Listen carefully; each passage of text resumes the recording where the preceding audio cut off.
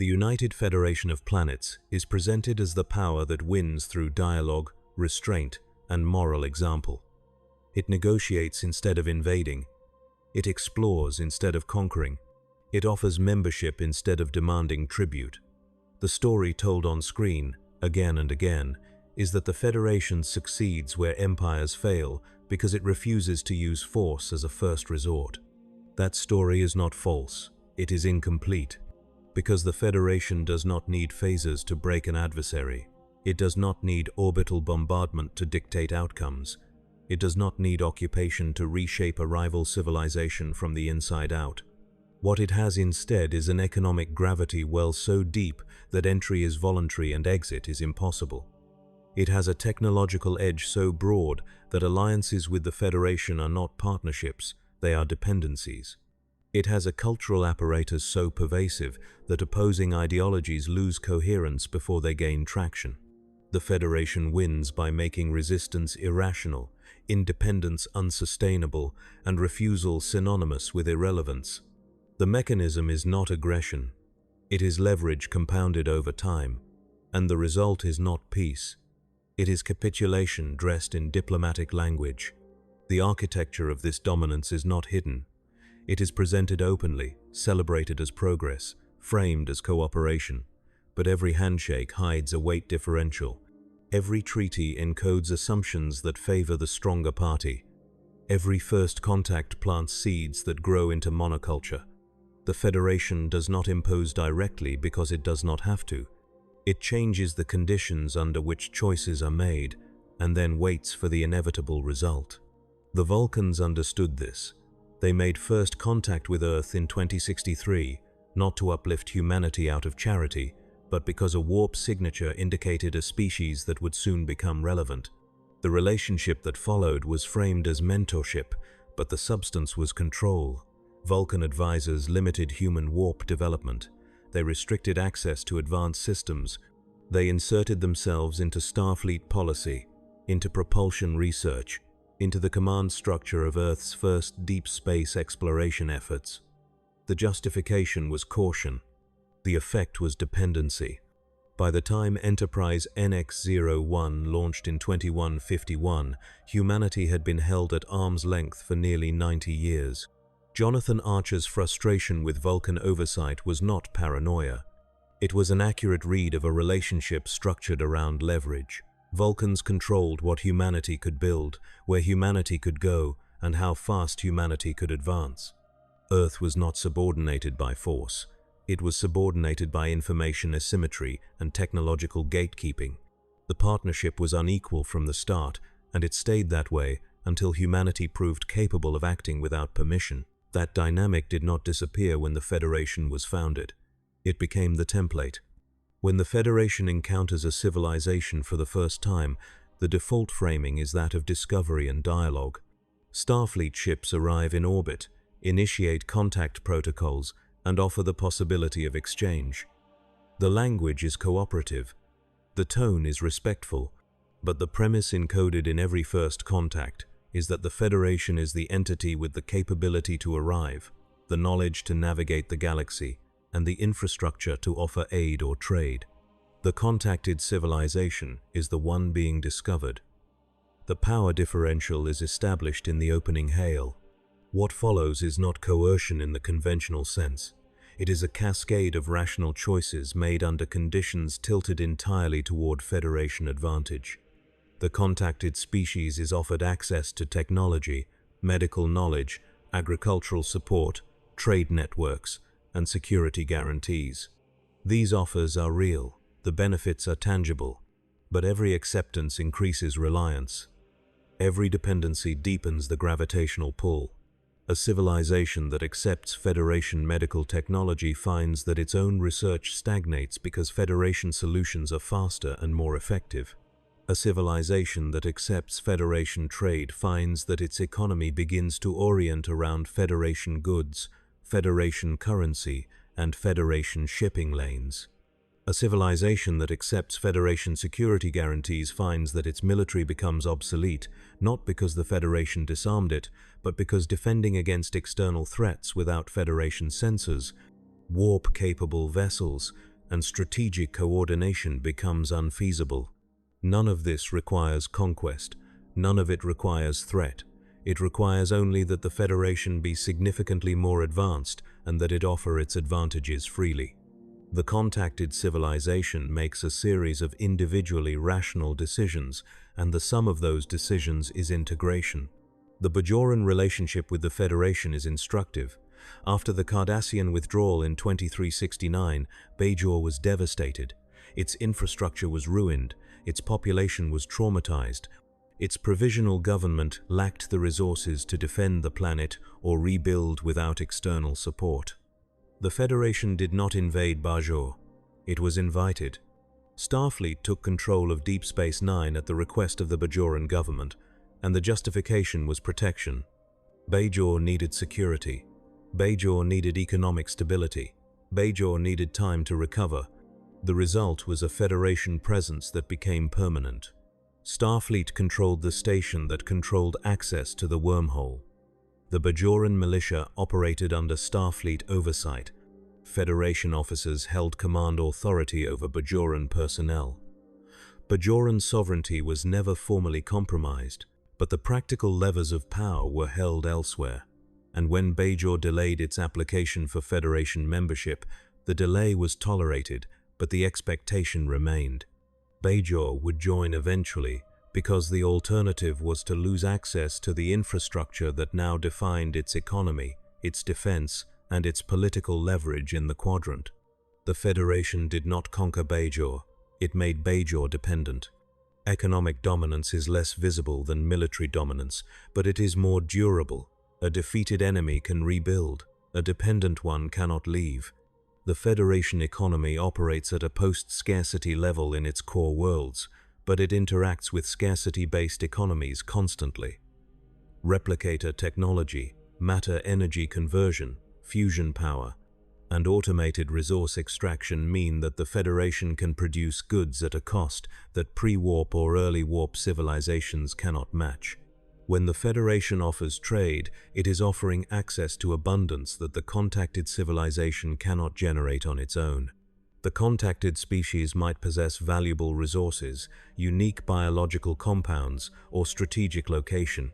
The Federation is willing to trade for these, but the terms of trade are always skewed, not through malice, but through sheer productive capacity. A civilization that trades raw materials for Federation-manufactured goods finds that its economy becomes extractive. Its labor force shifts toward resource gathering because that is what the Federation values. Its domestic manufacturing declines because it cannot compete with replicators and industrial replicators. Over time, the contacted civilization becomes a supplier in a network it does not control, dependent on Federation demand for economic stability. This is not unique to the Federation.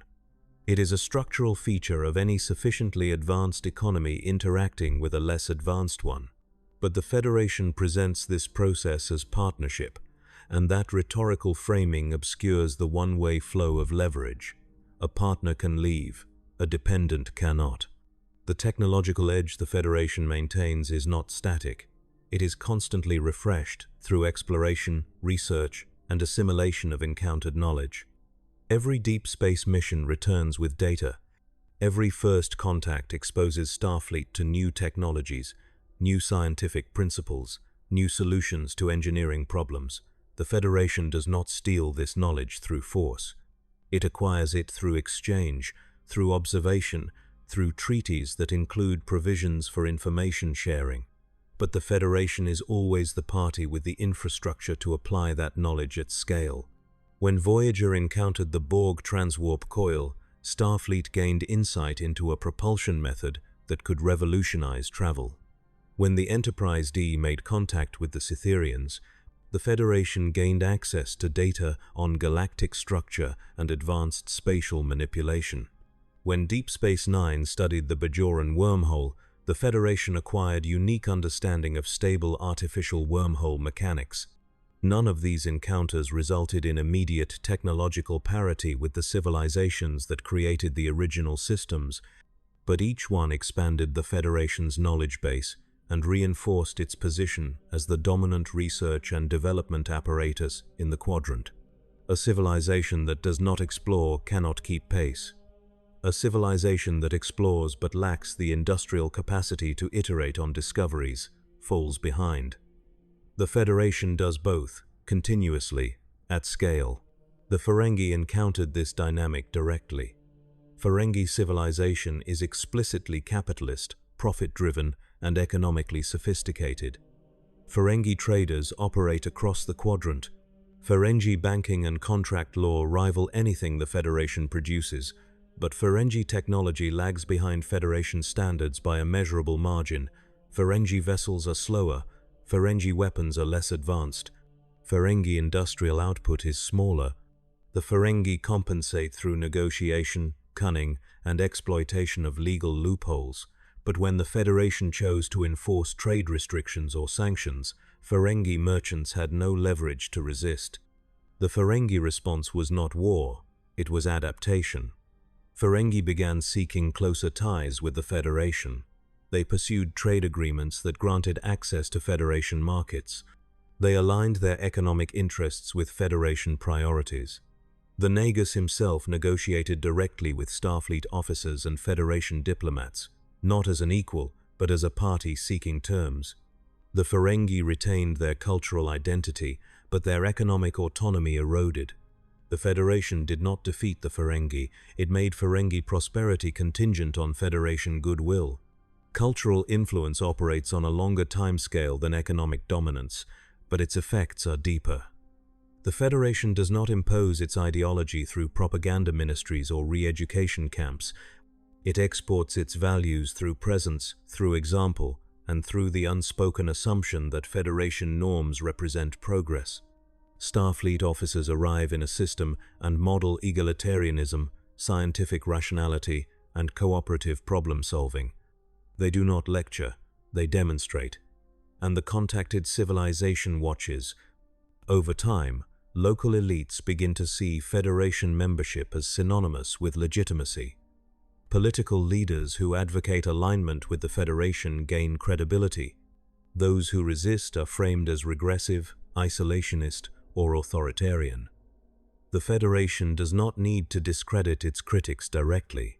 The mere existence of the Federation as a functioning, prosperous, multi-species coalition makes dissent look irrational. Why would a civilization choose isolation when cooperation offers access to resources, knowledge, and security? The answer is that isolation preserves autonomy, but autonomy has costs.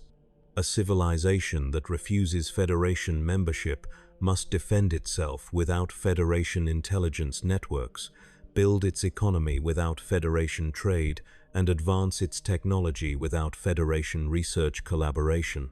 It must accept that it will be weaker, slower, and more vulnerable than it would be inside the Federation. Some civilizations accept that trade, most do not. The Klingon Empire resisted Federation influence for decades. Klingon culture prioritized honor, martial prowess, and independence. Klingon vessels were powerful, Klingon warriors were formidable, Klingon territory was vast. But Klingon technology stagnated. Klingon shipyards produced variants of designs that were generations old. Klingon disruptors and torpedoes fell behind Federation phaser arrays and photon torpedoes in yield and efficiency. Klingon warp drives were slower, Klingon sensors were less precise. The Khitomer Accords in 2293 formalized an alliance that was already structurally inevitable. The Klingons could not compete with the Federation technologically, and they could not defeat the Federation militarily without catastrophic losses. The alliance offered the Klingons survival and relevance. It also locked them into a relationship where Federation technological assistance became essential. Klingon shipyards began incorporating Federation components.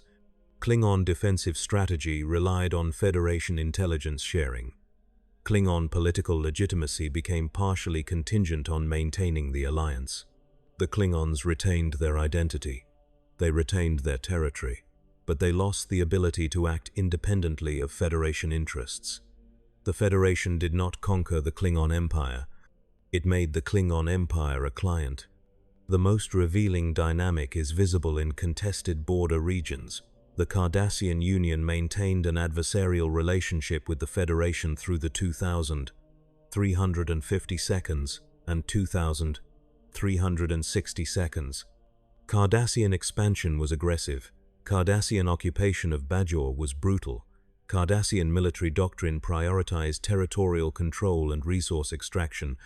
The Federation opposed Cardassian expansion, but it did so without launching a total war.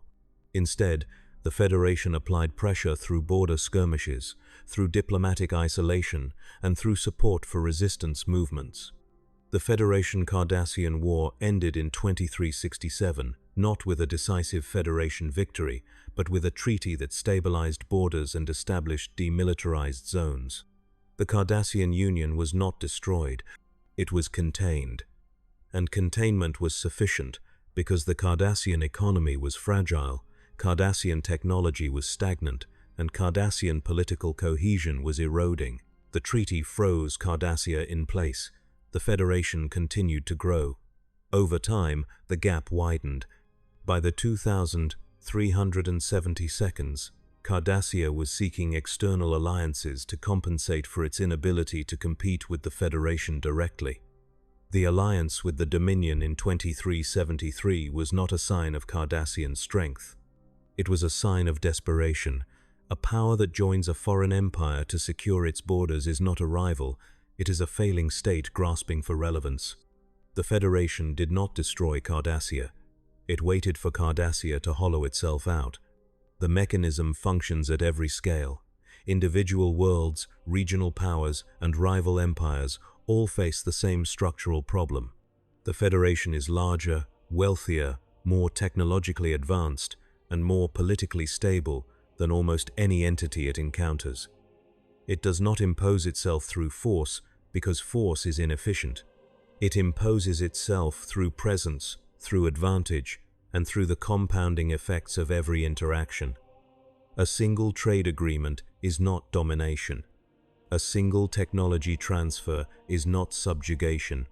But 100 agreements, 100 transfers, 100 cooperative ventures, and the contacted civilization is embedded in a network it cannot leave without collapsing. At the midpoint of this analysis, the question sharpens. If the Federation wins by making resistance irrational and independence unsustainable, then what differentiates it from the empires it opposes? The Romulan Star Empire expands through conquest and subjugation. The Cardassian Union expands through occupation and exploitation. The Borg Collective expands through assimilation and erasure. The Federation expands through invitation and integration. The outcomes, however, converge. All four powers reshape encountered civilizations into forms compatible with their own systems. All four powers eliminate rivals by removing their capacity to resist. The distinction is not in the outcome, it is in the perception of consent. The Federation believes its victories are moral because the contacted civilization chose to join. The treaty was signed voluntarily, the trade agreement was negotiated, the alliance was requested. But consent under conditions of extreme leverage is not the same as consent between equals. A drowning man who accepts a rope is making a choice, but it is not a free choice. The alternative is death. When the Federation offers membership to a struggling, pre-warp or early warp civilization, the alternative is stagnation, vulnerability, and irrelevance. The choice is real. The freedom is not. This dynamic is visible in the Prime Directive itself. The Federation forbids interference with pre-warp civilizations, ostensibly to protect them from cultural contamination and technological disruption. The directive is framed as ethical restraint, but it also ensures that the Federation only integrates civilizations that have already crossed the warp threshold, which means civilizations that are sophisticated enough to understand the terms of engagement and desperate enough to accept them. Pre-warp civilizations are left untouched, not out of respect, but because they are not yet useful. Once they achieve warp capability, they become potential members, potential trade partners, and potential dependencies. The Prime Directive is not a shield, it is a filter. The Mintakans provide a narrow view of this logic. In 2366, a Federation anthropological team studying the Mintakan people accidentally exposed them to advanced technology and the concept of supernatural beings. The exposure violated the Prime Directive, and Captain Picard intervened to correct the contamination. The Mintakans were proto-Vulcan in physiology and culture. They were rational, curious, and on the verge of scientific enlightenment. Picard chose to reveal the truth rather than allow a false mythology to take root. The incident is often cited as evidence of Federation ethical commitment, but the underlying calculation is instructive. The Mintakans were not given the option to join the Federation. They were not offered technology or trade. They were returned to their pre-contact state and left to develop on their own timeline. The Federation determined that premature contact would harm them and that judgment was imposed without consultation. The Mintakans had no voice in the decision. The Federation decided what was best for them and then enforced that decision. The ethical intent was genuine. The paternalism was absolute. The Borg present the most extreme contrast and the most uncomfortable parallel. The Borg assimilate species by force. They strip individuals of autonomy, absorb them into the collective, and erase their cultural identity. The process is violent, irreversible, and explicitly non-consensual. The Federation presents itself as the antithesis of the Borg, the defender of individuality and freedom. But both powers expand by integrating others. Both powers reshape contacted civilizations to fit their own structure. Both powers eliminate rival systems by making them obsolete. The Federation does not use assimilation tubules. It uses treaties, trade, and time. The result, however, is functionally similar. A civilization that joins the Federation ceases to operate as an independent entity. Its foreign policy aligns with Federation priorities. Its economy integrates with Federation markets. Its military becomes interoperable with Starfleet. Its culture is exposed to Federation norms, and those norms are reinforced through every exchange. The civilization retains its name, its language, and its traditions, but the substance of its sovereignty erodes. The difference is that this process feels like progress. It feels like partnership. And because it feels consensual, it is not recognized as domination. The Dominion War reveals the limits and the durability of this system. The Dominion was the first power the Federation encountered that operated on a comparable scale, with comparable resources, and with a coherent ideology that rejected Federation values entirely. The founders designed the Dominion to impose order through control. The Jem'Hadar were genetically engineered soldiers loyal unto death. The Vorta were administrators programmed to serve the founders without question. The client species within the Dominion were subordinated, not integrated. The system was explicitly hierarchical, explicitly coercive, and explicitly expansionist. The Federation could not absorb the Dominion through trade or cultural influence. The Dominion did not value cooperation. It valued control. And when the Dominion began expanding into the Alpha Quadrant, the Federation faced a rival that could not be neutralized through economic leverage or diplomatic pressure. The Federation was forced into open war. The war lasted from 2373 to 2375. Starfleet casualties were catastrophic, Federation infrastructure was targeted, core worlds were threatened, the Federation's usual mechanisms failed. It could not wait for the Dominion to hollow itself out. It could not offer membership as a solution. It could not rely on technological superiority because the Dominion matched or exceeded Federation capabilities in multiple domains. The Federation won, but it won through a coalition. The Klingons, the Romulans, and eventually the Cardassians joined the fight. The victory was military, not economic or cultural, and the cost was enormous. The Federation's preferred method of expansion, integration through leverage, was exposed as insufficient when facing a peer adversary. But the aftermath of the war reinforces the deeper pattern. The Dominion retreated to the Gamma Quadrant. The wormhole was sealed temporarily. The Cardassian Union was shattered, its infrastructure destroyed, its government collapsed. Cardassia Prime was left in ruins, and the Federation offered aid. It offered reconstruction assistance, it offered trade, it offered the possibility of eventual membership. Cardassia had no choice but to accept. The Dominion War did not disprove the Federation's model, it clarified the conditions under which the model requires military force as a precursor. The Federation cannot integrate a rival through leverage if the rival is strong enough to resist. But once the rival is weakened, once its economy is broken and its defenses are shattered, the Federation's non-violent mechanisms return to primacy. The sequence is flexible. The outcome is constant. The Federation's technological and economic advantages are maintained through institutional structures that most civilizations do not recognize until they are embedded in them. Starfleet Academy trains officers from across the Federation and from allied species. Those officers return to their homeworlds carrying Federation doctrine, Federation problem-solving frameworks, and Federation assumptions about governance and cooperation. They do not impose these views through coercion, they model them, and because they are successful, influential, and respected, their example shapes the next generation of local leaders. The Daystrom Institute, Memory Alpha, and other Federation research institutions operate as centralized knowledge repositories. Scientific data flows into these institutions from across the Federation. Access to that data is available to member worlds, but the analysis, the synthesis, and the direction of new research are controlled by Federation scientists.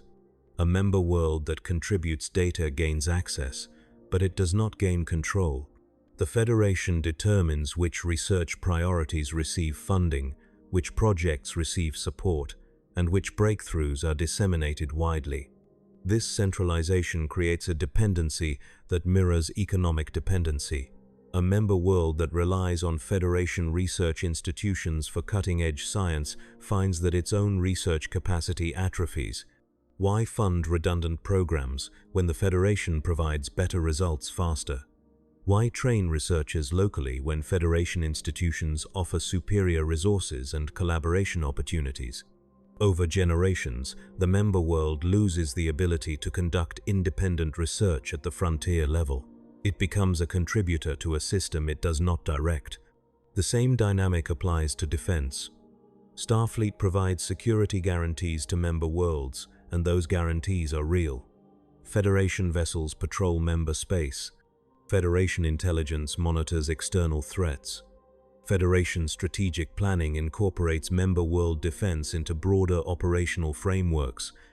A member world does not need to maintain a large military, because Starfleet handles the majority of defense responsibilities, but this creates a structural vulnerability.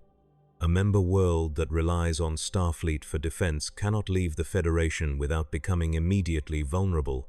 Its own military is small, outdated, or non-existent. Its intelligence networks are thin. Its strategic planning is subordinate to Federation coordination. Departure from the Federation would require rebuilding military capacity from near zero, at a time when the galaxy is populated by rival powers that have not stopped advancing. Withdrawal is theoretically possible, practically it is suicide. The clearest example of this trap is visible in the relationship between the Federation and species that joined early in its history. Andorians, Tellarites, and Vulcans were founding members. They retain cultural identity. They retain representation in the Federation Council, but they no longer operate as independent powers. Andorian foreign policy is Federation foreign policy. Tellarite trade routes are Federation trade routes. Vulcan scientific output is directed through Federation institutions. These species are not oppressed, they are integrated. And integration means that their capacity for independent action has been structurally eliminated. If Andoria attempted to secede from the Federation, it would face immediate economic isolation, loss of access to Starfleet protection, and collapse of trade networks that have been optimized for intra-Federation exchange over 2 centuries. The Andorian military, while historically formidable, has been scaled back because Starfleet renders it redundant. Rebuilding that capacity would take decades. Reorienting the economy would take longer. The cost of independence would be civilizational regression. The Federation does not need to threaten Andoria to keep it in the fold. The structure of the relationship makes departure unthinkable. This is the hidden mechanism beneath every Federation victory. The surface story is diplomacy, cooperation, and mutual benefit. The substrate is leverage compounded over time until dependence becomes permanent. The Federation does not conquer, it does not invade, it does not occupy. It simply waits for contacted civilizations to make the rational choice, and then it locks that choice into place with infrastructure, economic ties, and institutional integration that cannot be undone without catastrophic cost. The Federation believes this is moral because no one is forced. The contacted civilization agrees. The treaty is signed, the membership is voluntary. But morality requires more than the absence of overt coercion. It requires meaningful alternatives, and the Federation's advantages are so overwhelming that meaningful alternatives do not exist for most species it encounters. A civilization that refuses Federation membership must accept isolation, stagnation, and vulnerability in a galaxy where rivals are not standing still. It must compete economically with a post-scarcity power. It must defend itself militarily against threats that the Federation can neutralize with ease. It must conduct research without access to the Federation's cumulative knowledge base. The choice is free in the narrowest legal sense.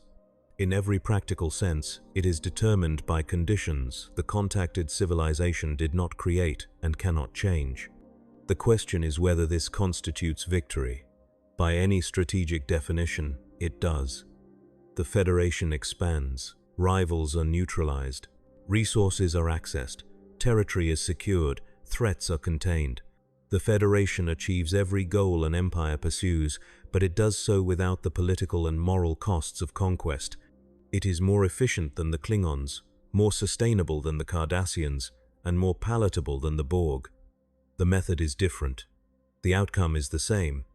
The tension at the center of this analysis is not whether the Federation's methods work. They do. The tension is whether the Federation's self-conception is accurate. The Federation presents itself as a union of equals, a voluntary coalition built on shared values and mutual respect. That presentation is not false, it is incomplete. The equality is formal, not substantive. The voluntarism is constrained by structural conditions that heavily favor one outcome. The shared values are shared because the Federation's cultural influence makes dissent increasingly rare. A junior member species might genuinely believe in Federation ideals, might genuinely value cooperation and exploration, might genuinely feel that membership is the best choice. That belief is real. But it was cultivated in an environment where Federation norms dominate, where Federation success is visible everywhere, and where alternatives are presented as primitive, dangerous, or irrational. Consent shaped by saturation is not coerced, but it is not independent either. The Federation does not see itself as an empire because it does not use the tools of empire. It does not see its victories as domination because the defeated do not recognize themselves as subjugated. The genius of the system is that it produces outcomes that resemble imperial expansion while maintaining the rhetoric and self-image of egalitarian partnership. The Federation wins by making its victory feel like everyone's success. And because the mechanisms are non-violent, incremental, and wrapped in the language of cooperation, they are nearly invisible to the civilizations they reshape. The final piece of this analysis is contamination, not technological or cultural, but conceptual. The Federation's expansion does not merely integrate civilizations, it changes what integration means. A civilization that joins the Federation begins to see galactic politics through Federation frameworks. It begins to assume that cooperation is the default mode of interaction, that technology should be shared, that conflicts should be resolved through dialogue. These assumptions are not neutral. They favor the Federation because the Federation is structured to win under those rules. A civilization that internalizes Federation norms becomes less capable of recognizing when those norms are being used against it. It begins to see its own dependence as partnership. It begins to see its loss of autonomy as progress. It begins to see Federation dominance as the natural order of things. This is the final layer of leverage. The Federation does not just reshape economies and defenses, it reshapes how civilizations think about power. And once that shift occurs, resistance becomes not just irrational, but incomprehensible. The Klingons still speak of honor. The Romulans still practice secrecy. The Ferengi still pursue profit. But all three powers now operate within a galactic order structured around Federation advantage. They retain their identities, but their capacity to act independently of Federation interests has been systematically eroded. They are players in a game where the rules were written by someone else, and where every move reinforces the dominance of the rulemaker. The Federation wins without firing because firing is unnecessary when every alternative leads to the same conclusion. It wins because it built a system where victory is the path of least resistance. It wins because it changed the conditions under which choices are made, and then waited for civilizations to choose the only rational option. The surface story remains diplomacy, cooperation, and shared prosperity. The mechanism beneath is leverage, dependence, and irreversible integration. The Federation does not need weapons when it has gravity. It does not need threats when it has inevitability.